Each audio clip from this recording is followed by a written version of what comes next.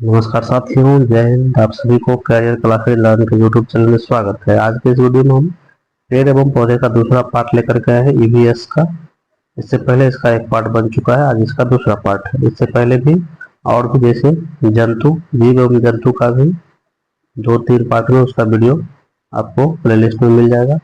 उसके बाद परिवार एवं मित्र का भी वीडियो प्लेलिस्ट में मिल जाएगा। आप ईवीएस का एवं एनसीईआरटी का फुल्ली निचोड़ जो है आपको दिया जा रहा है एग्जाम के पॉइंट ऑफ व्यू से 100% जो है गारंटी के साथ दिया जा रहा है। एग्जाम में आएगा ही आएगा, और इसी के अंदर से आया भी है। जितने भी प्रीवियस ईयर में जो सीटेट का एग्जाम हुआ है उसमें इससे आया हुआ है।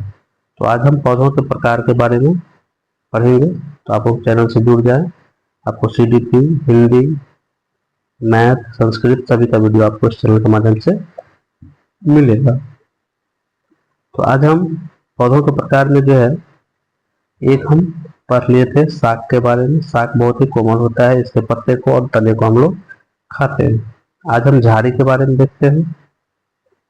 इसका आधार साग से थोड़ा बड़ा होता है, ठीक है, और इसका तना मोटा व कठोर होता है। साग में क्या हो जाएगा, साग में जो हम खाते थे बहुत ही कमजोर, जैसे पालक है, सरसों का साग है, वो सब साग में आ जाएगा, ठीक है। और झाड़ी में, झाड़ी का तना क्या होता है, थोड़ा मोटा होता है और कठोर होता है। जैसे गुलाब, गुलहर, नींबू, ये सब क्या है, झाड़ी के उदाहरण है। इसको आप लोग नोट कर लीजिए। वृक्ष का वृक्ष देख लीजिए, इसका आधार बहुत ही बड़ा होता है। इसका बेस क्या होता है, आधार क्या होता है, बड़ा होता है। इसका तना भी जो है कठोर, मोटा और भूरे रंग का होता है। जैसे आम हो गया, नीम, जामुन, पीपल, कीकर, ये सभी क्या है, पेड़ के उदाहरण। चलिए आगे देखते हैं लताएं। लताएं यानी क्रीपर्स, ये वे पौधे होते हैं जो अत्यंत कमजोर होते हैं, ठीक है। लताएं क्या होता है, ये कमजोर होता है, ये सीधे स्थिर तो नहीं हो पाता है। स्थिर रहने के लिए इसके सहायता की जरूरत पड़ती है। और इसका 2 भाग है, देख लीजिए कौन सा। एक होता है विसर्जी लता। विसर्जी लता यानी क्रीपर्स, ये लताएं जमीन के बहुत ही बड़े भूभाग पर फैली होती है, ठीक है। जैसे आप खीरा देखिएगा, खीरा जो है जमीन पर बहुत दूर पर फैला रहता है। परवल देखिएगा बहुत फैला रहता है। खरबूज फैला रहता है पूरे खेत में, तरबूज भी पूरे खेत में फैला रहता है। पुदीना देखिएगा जहाँ भी रहेगा तो बहुत ही ज्यादा मात्रा में रहता है। तो ये सभी क्या है, विसर्जी लताएं हैं, ठीक है। तो विसर्जी लताएं जमीन के भूभाग पर होता है और बड़े क्षेत्रों में ये होता है। अब देखते हैं आरोही लताएं, क्लैम्बर क्रीपर्स। ये लताएं किसी ढांचे की सहायता से सीधी खड़ी होती है या ऊपर चढ़ती है। जैसे मनी प्लांट हो गया, ये आरोही लता को किसी की सहायता लेनी पड़ती है। जैसे मनी प्लांट हो गया, मटर हो गया, अमरबेल हो गया। उसके बाद ये सब क्या होता है, किसी न किसी के सहारे से ही ऊपर चढ़ती है। मनी प्लांट सजावटी पौधा है, ये घर आंगन में आपको देखने को मिलेगा। इसको सहारा की जरूरत पड़ती है, या तो दीवार से या फिर लकड़ी की मदद से। मटर में भी देखिएगा ये एक दूसरे की मदद से ही ऊपर जाते हैं। अमरबेल किसी भी पेड़ पेड़ पर देखेगा, ये पेड़ के सहारे ऊपर चढ़ता है। उसके बाद आप लोग देख लीजिएगा कद्दू देखे होंगे गांव में, तो वो सब क्या होता है, उसको सहारा से ऊपर चढ़ाया जाता है, जिससे उसका जो है फल ज्यादा होता है। तो ये आप लोग समझ गए होंगे आरोही लता। अब देखते हैं क्षेत्र के आधार पर जो है पौधों के अलग अलग भाग। पहला है जलोदफी। पहला क्या है, जलोदफी। ये पानी में पाए जाते हैं, ठीक है। ये पौधे जो है बहुत अधिक जल वाले स्थानों पर मिलेगा। ये पौधे पूरी तरह से या आंशिक तरह से, यानी आधा या पूरी तरह से भी ये पानी में पाए जाते हैं, ठीक है। जल में कोई कोई पौधा इसमें होता है जो जल में भी डूबा रहता है। जैसे यहाँ पे कमल देखिए, इसका आधा भाग नीचे, आधा भाग ऊपर। जलकुंभी देखेंगे, इसका जड़ नीचे और तना ऊपर रहता है पूरा। उसके बाद एक हाइड्रोजिला पौधा होता है जो पानी के अंदर में रहता है, ये ऊपर में नहीं रहता, ये डूबे हुए रहता है, ठीक है। जलकुंभी देखे होंगे, जलकुंभी यहाँ पे आपको बता दिए, ये जल लिली है यानी कि वाटर लिली। ये ऊपर नीचे दोनों, जलकुंभी नीचे ऊपर नीचे दोनों रहता है, ठीक है। तो ये इस तरह से जलोद्भिद हुआ, ठीक है। जलोद्भिद क्या होता है, ये ज्यादातर पानी वाले इलाके में होता है। एक होता है लवणोद्भिद। ये वैसे पौधे होते हैं ठीक है, जो नमकीन जगह जैसे समुद्र किनारे या दलदली भूमि पर ये होता है। ठीक है, समुद्र किनारे या दलदली भूमि पर होता है, जैसे आप लोग देखो होंगे मैंग्रोव। मैंग्रोव ये जो है सुंदरबन में, सुंदरबन के जंगलों में ये बहुत ज्यादा मैंग्रोव पाया जाता है। मैंग्रोव का पत्ता क्या होता है, मोटा होता है, पत्ता मोटा होता है, जिससे उसमें पानी स्टोर रहे। ठीक है, पानी का खपत मतलब उसमें से पानी जो है ज्यादा वाष्पीकृत ना हो, इसलिए मोटा पत्ता रहता है इसका। और पेड़ जो है हरा भरा रहता है। इसका जड़ जो बहुत ही मजबूत होता है। ठीक है, और भी इसका देख रहे कुछ उदाहरण, यहाँ पे साल्ट मार्श है, आपको बगल में चित्र दिखा दिया जाएगा। और एक खासियत है, इसका जो है जड़ जो है मजबूत होता है, जिसको कि यहाँ पे लवणोदहीन पौधे होंगे उसका जड़ जो है मजबूत होगा। और ये वहीं पे होगा जहाँ पे सोडियम क्लोराइड की मात्रा अधिक होगी, मैग्नीशियम सल्फेट की मात्रा अधिक होगी। ठीक है, तो आई होप इसको लवणोदहीन को समझ गए हैं, दलदली इलाका या फिर नमकीन जगहों पर। इसका सबसे स्मार्ट उदाहरण है मैंग्रोव। ठीक है, उसके बाद समुद्री लेवेंडर भी होता है। चलिए अब आगे देखते हैं, समोधिपी यानी मीसोफाइट। ये पौधा खेती योग्य जमीन पर पाए जाते हैं। कहाँ पाए जाते हैं ये, खेती योग्य जमीन पर, जैसे मक्का, टमाटर, धान, गेहूँ, ये सब क्या है, समोधिपी का उदाहरण है। अब है मरुदफित यानी जीरोफाइट। ये पौधे मरुस्थलीय क्षेत्र में पाए जाते हैं, रेगिस्तानी क्षेत्र में पाए जाते हैं, जैसे नागफनी हो गया, एकासिया हो गया, यूकोबिया हो गया, यूकोरबिया, यूकोरबिया होता है। ठीक है, नागफनी हो गया, खजूर। ठीक है, तो इसकी विशेषता ये है मरुदभीद पौधे की कि पत्तियां कांटे में बदल जाती है, पत्तियां ज्यादातर कांटे में बदल जाती है, जैसे कैक्टस देखे होंगे। ठीक है, कैक्टस, इसका कांटे जो है नुकीला इसीलिए हो जाता है क्योंकि पानी की जो है इसमें ये इसमें यहाँ पर होता है क्या है कि इसके जड़ में जो पानी की कमी होती है, जिससे क्या होता है इसका जो है पत्ती जो होता है वो कांटेदार हो जाता है, जिससे पानी का जो है वाष्पीकरण कम हो। ठीक है, और पौधों में पानी की जो है मात्रा बनी रहे, इसके लिए ऐसा होता है। ठीक है, चलिए अब आगे देखते हैं, इसका तना जो है थोड़ा सा मरुदभीद का मोटा होता है, जिससे मोटे तने में जो है क्या होता है, इसके मोटे तने में जो है पानी स्टोर रहता है। ठीक है, जड़ जो है बहुत अंदर तक गया रहता है जमीन के अंदर, जिससे पानी को वो क्या करे, खींच सके। ठीक है, इसकी ये विशेषता है। चलिए अब एक एक करके जो है पौधों के बारे में पढ़ेंगे, जो एग्जाम के पॉइंट ऑफ व्यू से वेरी वेरी इंपॉर्टेंट है। ठीक है, यह है रेगिस्तानी ओक। रेगिस्तानी ओक एग्जाम में बार बार आता है, आप इसको नोट डाउन कर लीजिए।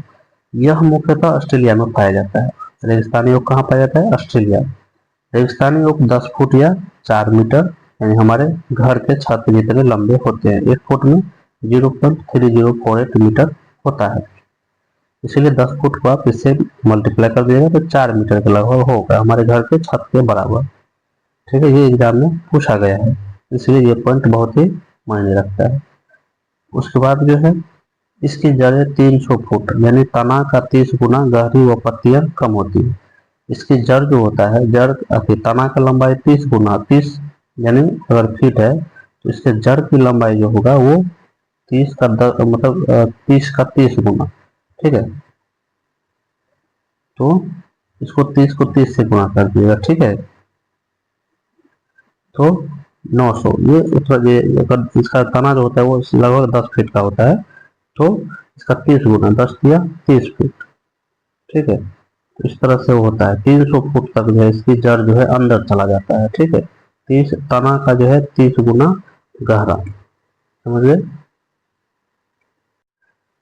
समझ गए आप लोग, यानी 30 फीट का अगर तना है तो इसका जो है जड़ कितना अंदर जाएगा, 300 फुट अंदर तक जाएगा।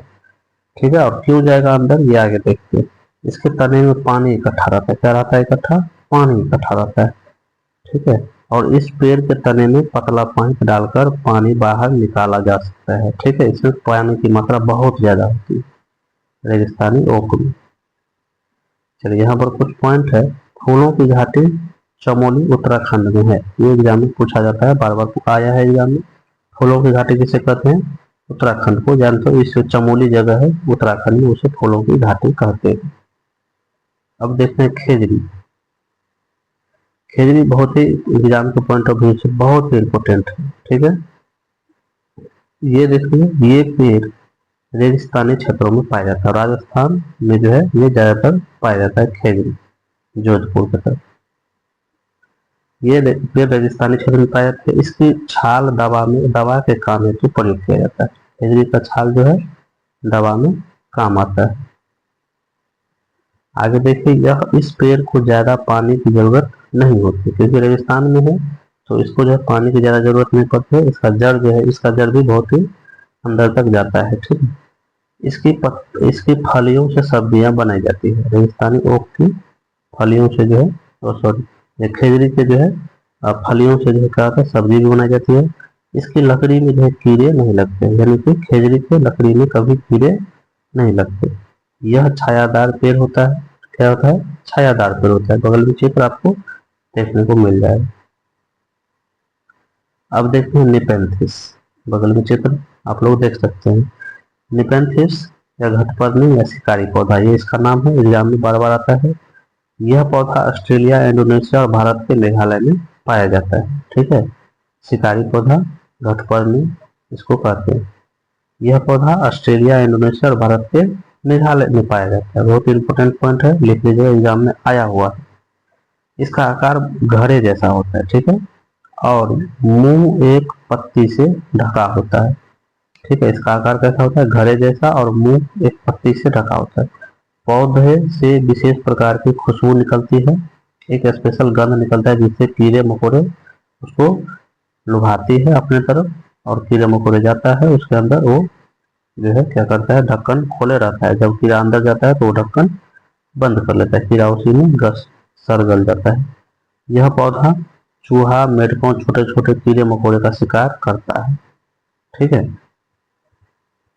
उसके बाद इसको कीट भक्षी पौधा भी कहा जाता है। क्या कहा जाता है? कीट भक्षी पौधा भी इसको कहा जाता है। इसको तो शिकारी पौधा कहिए या निपेंथिस कहिए। यह पौधा प्रकाश संश्लेषण की क्रिया भी करता है। क्या करता है? प्रकाश संश्लेषण की क्रिया भी करता है निपेंथिस।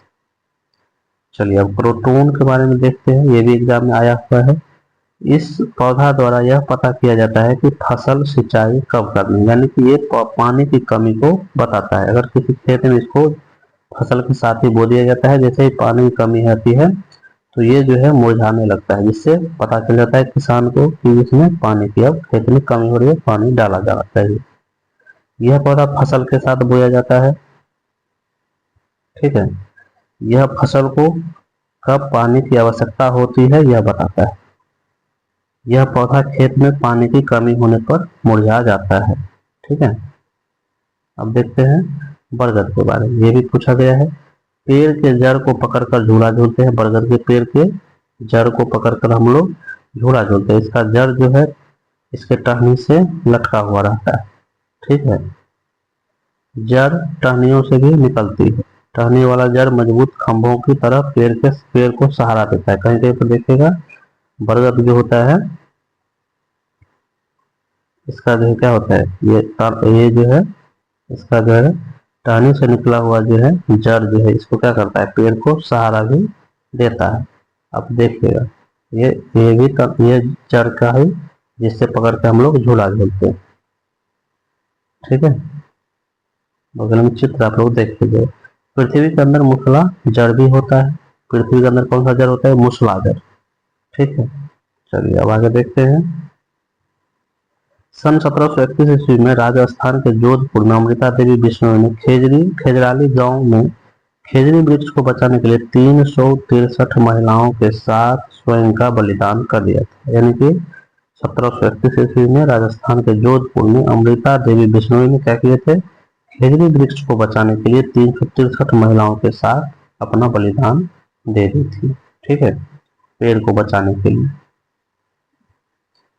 यह वेलक्रो का आविष्कार जॉर्ज मेस्टल ने 1948 ईस्वी में किया था। जॉर्ज मेस्टल स्विट्जरलैंड के थे। चलिए अब आगे देखते हैं।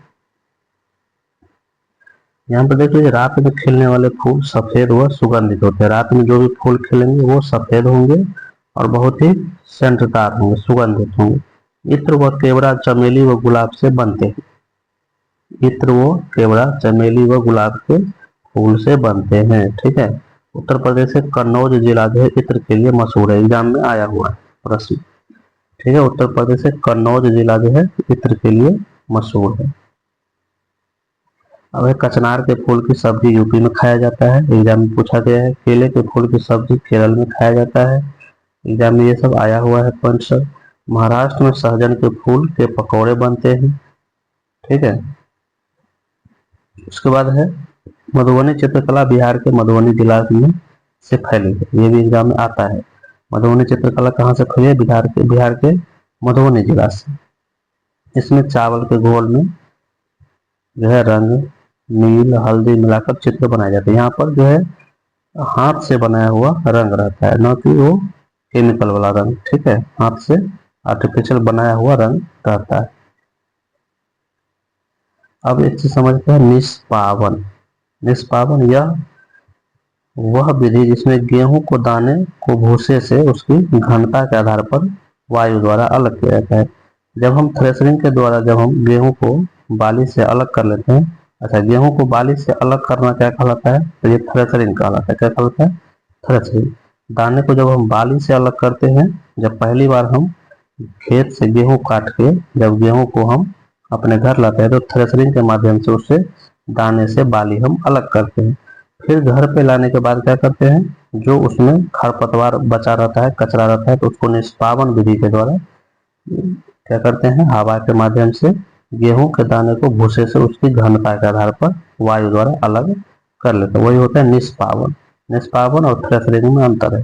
निष्पावन जो है गेहूं से हम लोग कचरा हटाते हैं, ठीक है, घनता के आधार पर वायु द्वारा। और थ्रेशरिंग में क्या करते हैं, हम दाने को बाली से अलग करते हैं। ये दोनों चीजें अलग अलग है, एग्जाम में आता है। अब है गुलदावरी और जीनिया फूलों के प्रयोग से रंग यूपी में बनाया जाता है। गुलदावरी और जीनिया फूलों के प्रयोग से रंग बनाया जाता है, कहाँ पे? तो यूपी में। अब गुलाब जल का प्रयोग किसमें किया जाता है? दवाई में, मिठाई में, लस्सी एवं चेहरे की सुंदरता के लिए गुलाब जल का प्रयोग किया जाता है। यहाँ पे देख लीजिए, नीम व पीकर की लकड़ी पर कभी दीमक नहीं लगता है और खेजड़ी के लकड़ी में भी दीमक नहीं लगता है। पेड़ों और जानवरों के रक्षक बिश्नोई जाति को कहते हैं, जो राजस्थान में रहते हैं। अब चिपको आंदोलन देख लेते हैं, एग्जाम में बार बार आया हुआ है। सुंदरलाल बहुगुणा इसके प्रणेता हैं। यह उत्तराखंड से संबंधित है। चिपको आंदोलन वन संरक्षण से संबंधित है। चिपको आंदोलन ये 1973 ईस्वी में किया गया था। अब ये जंगल का दो नाम है, अभयारण्य और तोरांग, ये एग्जाम में आता है। तो तोरांग और अभयारण्य जंगल का ही दूसरा नाम है। जंगल हमारा साझा बैंक है, किसने कहा था? बुधिया माई, झारखंड के SC/ST वर्ग की महिला थी। बुधिया माई बोली थी कि जंगल हमारा साझा बैंक है। जैसे जंगलों को पढ़ना किताबें पढ़ने जितना ही जरूरी है, किसने कहा था? सूर्यमणि, ये भी झारखंड के थे। जंगलों को पढ़ना किताबें पढ़ने जितना ही जरूरी है, कौन बोले थे? सूर्यमणि। झारखंड जंगल बचाओ आंदोलन में जो है कौन सब शामिल थे? सूर्यमणि, बसवी दीदी और मिर्ची तोता शामिल थे। ठीक है। झारखंड जंगल बचाओ आंदोलन में कौन कौन शामिल थे? सूर्यमणि, बसवी दीदी और मिर्ची तोता। अब देख लीजिए, अगर पेड़ है तो हम हैं, पेड़ और जानवर हमारे बिना रह सकते हैं परंतु हम उसके बिना नहीं, ये कौन बोले थे? खेजराली गांव के बुजुर्ग। खेजराली गांव के बुजुर्ग, जहां से अमृता देवी बिश्नोई ने 363 महिलाओं के साथ अपना बलिदान दे दिए थे। चलिए, यहाँ तक ये चैप्टर खत्म हो गया। अब इसमें जो भी चीजें बचा होगा वो अगले वीडियो में हम कंप्लीट कर देंगे। तो चलिए, आज के वीडियो में इतना ही। वीडियो अच्छा लगा होगा तो लाइक, सब्सक्राइब और शेयर जरूर करें। धन्यवाद।